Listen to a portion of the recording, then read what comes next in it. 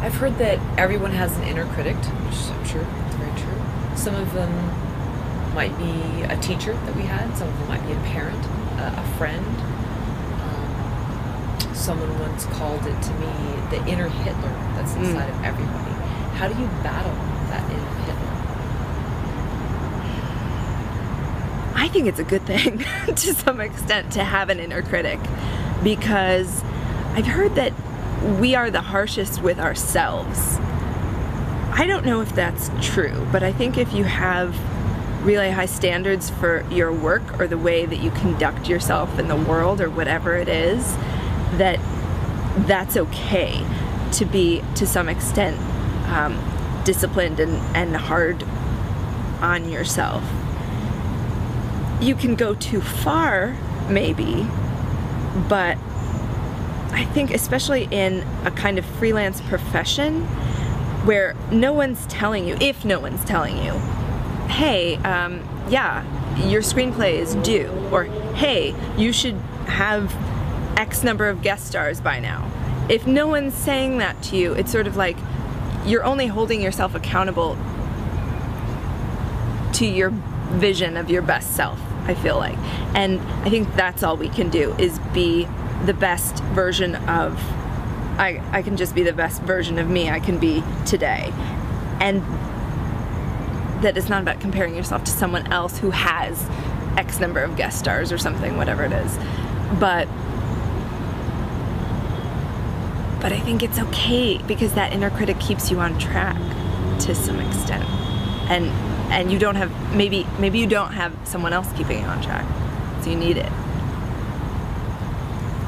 How do you handle comparison in terms of maybe you see other people in a spot where you'd like to be, and also on the reverse, if you can tell that someone is doing that with you and making you their sort of higher power and being envious or just putting you up on a pedestal?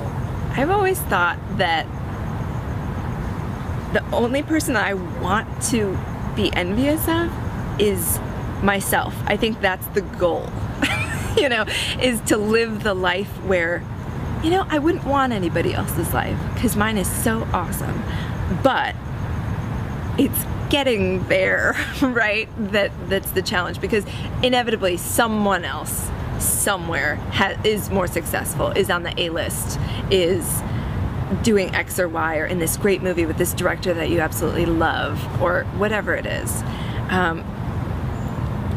But I think it goes back to, you can only be the best you can in any day, and you can only hustle as much as you can hustle, or write as much as you can write in a day, and you have to just be the best you can, and that's the best that you can do. And it's not about what anyone else is doing. They're doing the best they can, and yeah, you might have wanted to be in a movie that they were in.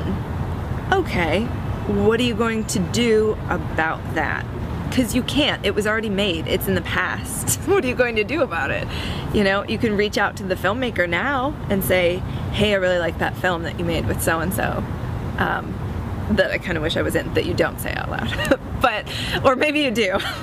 But you can only work on their future projects with them. You missed it. You missed the boat last time. You know, I think that it's healthy to pay attention to the world around you and what other people are doing, but try not to let yourself get nuts about it, because that doesn't, I don't know that it helps you. I think it helps you if it motivates you to change your behavior or to work harder or smarter or whatever it is.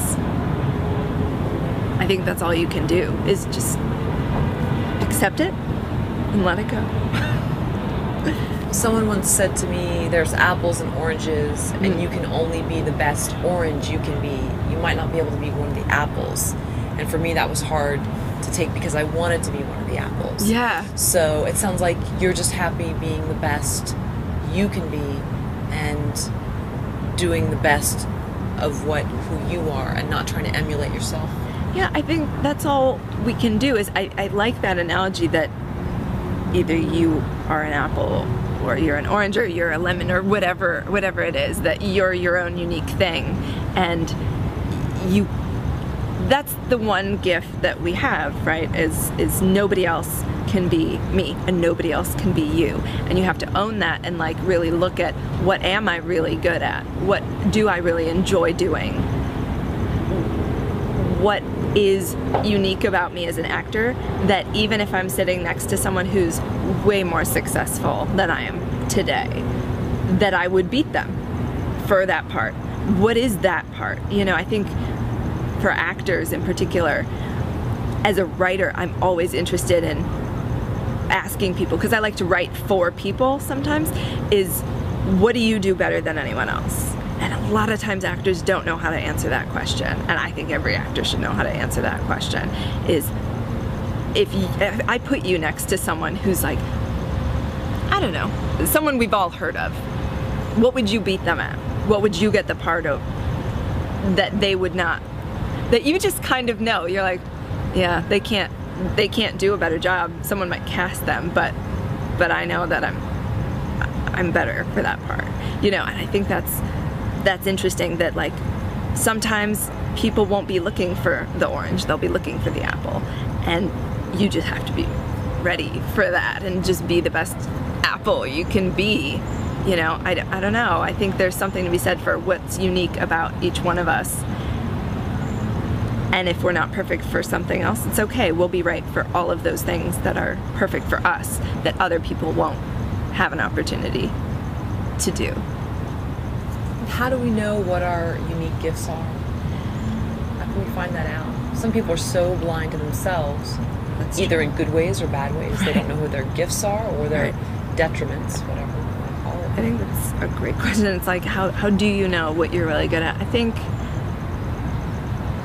don't know. I think if you don't know your strengths, just speaking as, well, I think it applies to actors or writers, but for actors specifically, you know, you've gotten cast in things in the course of your life, and people maybe tend to see you a certain way, which either feels comfortable for you, or you feel, you know what, they're missing something. They're not asking me to do something that I know I do really well.